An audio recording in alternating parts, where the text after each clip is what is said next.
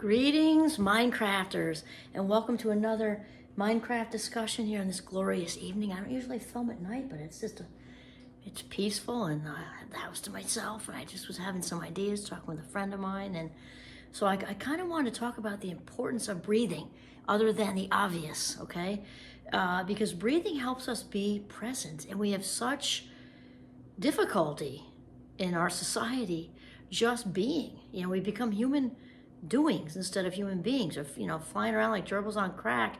1 minute rolls into the next, rolls into it's night, then it's day, then it's another day gone by, then they're all threaded together, and then they're 1 year. We don't even know what happened because we didn't even really live it. It sounds very Thoreau, but it's true.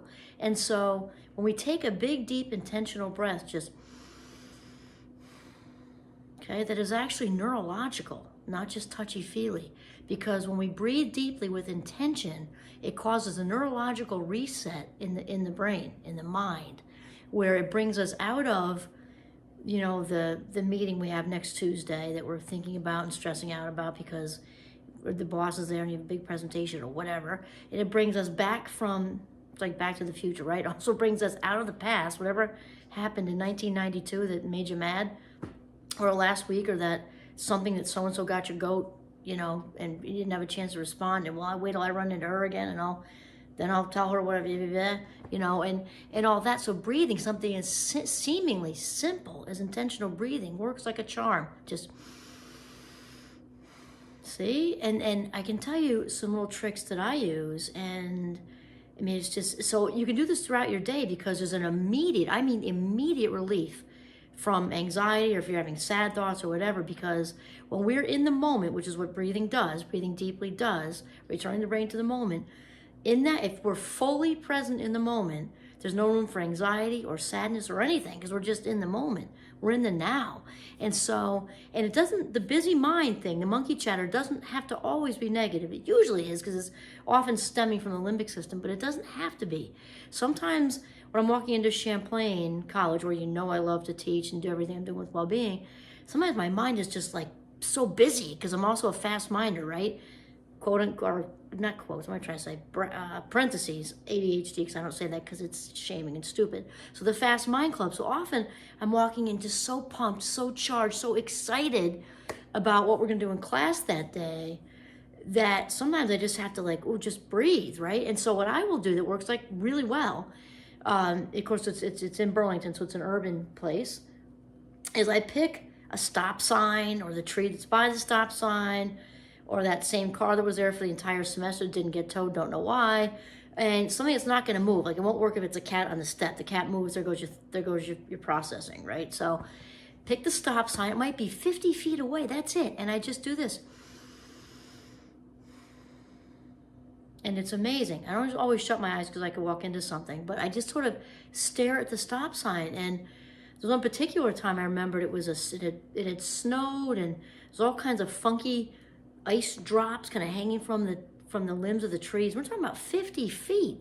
And all of a sudden we become so much more aware, because we're breathing and focusing on the stop sign or the parked car or whatever, that it was so grounding. In a matter of seconds, how long does it take to walk 50 feet, right? If you're doing half a second per foot, literally, right? It's less than a minute. So, and I immediately rejuvenated. There's another one that works super well in, especially if you're in a horribly boring, meeting where you work, and you can do this and they don't even know. It's so great. So if you have if you have 2 functioning hands, you're really set. And I'm not saying that with a joke, because there are people who don't. So I'm being sincere when I say that. 2 functioning hands, it makes this really easy.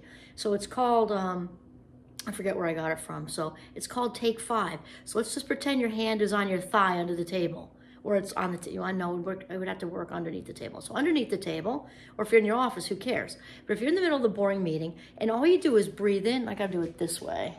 Okay, so breathe in, 1 1,000, 2 1,000, 3 1,000, and then backwards, 3 1,000, 2 1,000, 1 1,000. Nice and slow. Then 1 1,000, 2 1,000, 3 1,000, and then 3 1,000, 2 1,000, 1 1,000. So do all 5 fingers. Okay, if you're not feeling calm after that, do the other hand. And then I've got way more tricks than this, but at least that's a start, because people sometimes they underestimate the power of breathing. You hear so many people saying it. My very good friend Oprah, who you know, she's my very dear friend, she's just not aware. Eckhart Tolle, I mean, John Kabat-Zinn for sure.